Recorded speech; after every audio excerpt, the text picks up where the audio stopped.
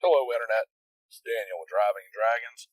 Today, it's time to talk about the end of the OGL saga. See you on the other side. Well, guys, at this point, I'm sure most of us are all sick of the entire OGL saga. Sure that everybody is really happy to hear about Wizards of the Coast's announcement.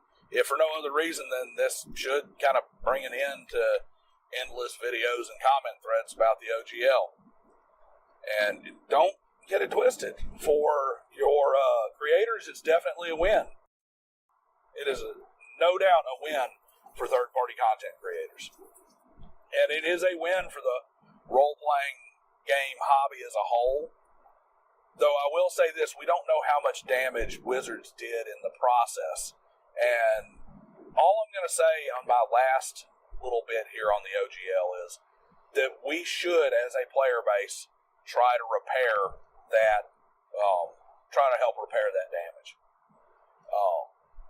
I'm not one who believes in big evil corporations. Corporations are neutral. They serve their shareholders. That's all they do. And the talk of the evil Wizards of the Coast and how they were trying to screw everybody over needs to go away now. It needs to stop. They have turned the SRD 5.1 over to Creative Commons. They have taken the OGL and said that they're going to leave it the same. They didn't add language to make it irrevocable and say OGL 2.0 is literally the same thing, just with the words irrevocable added in it. But it's still a pretty big win, and we have to pay attention to them. But at the same time, it's time to stop attacking Dungeons and Dragons. Now, Matt Colville came out and he said some stuff. Then he said something that's very right, but it's also very wrong. It's wrong because it's short-sighted. He mentioned how some people looked back and it's like when TSR made second edition, and they had some sales problems, and when Wizards of the Coast produced 4th edition, they had these sales problems, and they were like, oh, the hobby was hurt. Well, the hobby wasn't hurt. People were still playing. They were just playing the old version that they were so invested in, and they didn't play the new version. So, no, they weren't buying Dungeons & Dragons, and Dungeons & Dragons had a slump, but the hobby was still fine. And that's only true if you look very short-term in a very brief period. The truth of the matter is that long-term that's bad for the hobby, because while Wizards of the Coast in no way has anything close to a monopoly, and never has, even in the very beginning, Dungeons & Dragons was never even close to a monopoly. So that just needs to get out of people's heads. That is just nothing but hyperbole and sensationalism. But Dungeons & Dragons as a game did have a monopoly or a functional monopoly on player base and growth in the tabletop space. Because these people were still playing Dungeons & Dragons with what they had bought. The problem is it doesn't address the issue of attrition. Where I get too old, I have a family, I have more kids, I lose my job, and now to replace it, I have to have 2 jobs, or I have to have a job that has a lot of overtime. I just get sick. All my friends move away. Whatever the case may be, I stop playing. Or you have people who just get older and decide, this is a kid's game, and high school's over, I'm not going to play in college, or I'm going out into the workforce, I'm not playing anymore. Because without Dungeons & Dragons, at least in the current climate, what you end up having is no new players coming in to replace those. So the base shrinks over time because you don't have anybody bringing in new players. And you don't have games that are easy to find and easy to access to entice players to come play tabletop role-playing games. So as it stands, it's very, very important that we have Dungeons & Dragons. So I'm going to encourage everybody to do 2 things. The first thing is to lay off the Wizards hate. Let's re-embrace Dungeons & Dragons. Let's make sure that we give everything a fair shot here. Maybe we don't go play, one D&D. Maybe we don't join virtual tabletops, because I know I'll never play on a virtual tabletop. But we don't need to go on this just scorched earth policy against anything that Wizards of the Coast puts out. We need them to continue to bring us new players that we can introduce to new games. Which brings us to the second thing. Don't forget. Don't just suddenly say, hey, the battle's over, let's keep playing Dungeons & Dragons. Hey, the battle's over, and now I can just play my regular D&D game again forever and ever, I'm in. Don't do that. Add some new games to your rotation.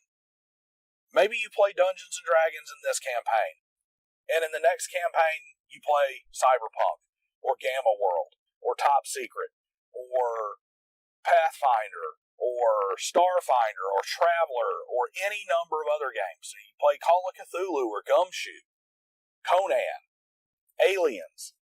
And when I say you add them to your rotation, I'm saying not that you don't come back to Dungeons & Dragons, but you just add more variety and more flavor, and that helps build the community as a whole. Because the more of us that try these new games, the more available those new games become. And the more available they become, the easier it is to get a new player to start with Cyberpunk instead of D&D. Or with Gamma World instead of D&D.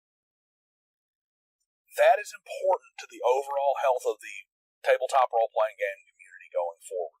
You don't want to leave it to where one mistake by Wizards of the Coast cuts the new player base that's coming into the hobby by 80%.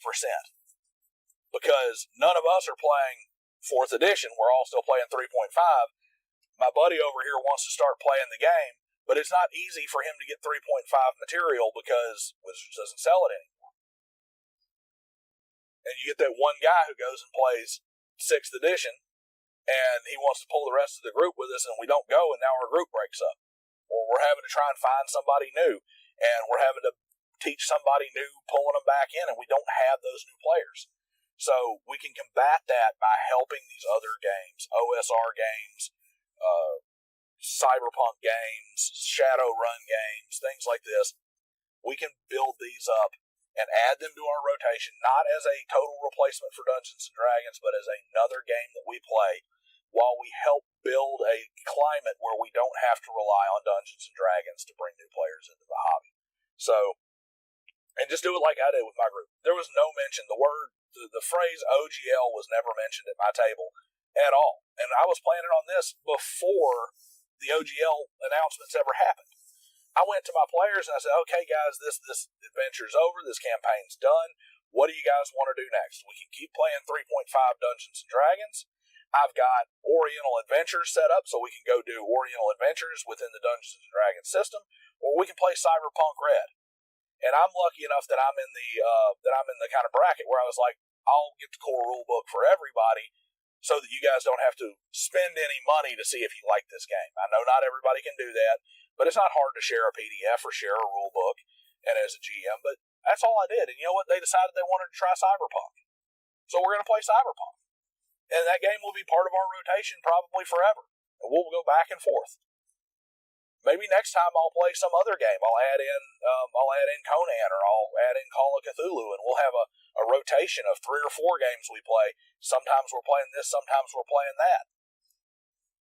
And all of that is going to help. I will have just taken 6 other people and made new players out of them for other games. And that is something that we all, as game masters and as players, need to do. So that's all I've got on the OGL. Like I said, it's a good win for the creators, and it's a good thing for the hobby. And hopefully Dungeons & Dragons is not heavily damaged by this thing, by Wizards of the Coast and their attempts to further solidify their hold over the market. And just remember, introduce your players to some new games. Don't make it all about Dungeons & Dragons, and then this is never an issue again in the future. Like, share, and subscribe. Talk about it in the comments below. I'll see you guys next time.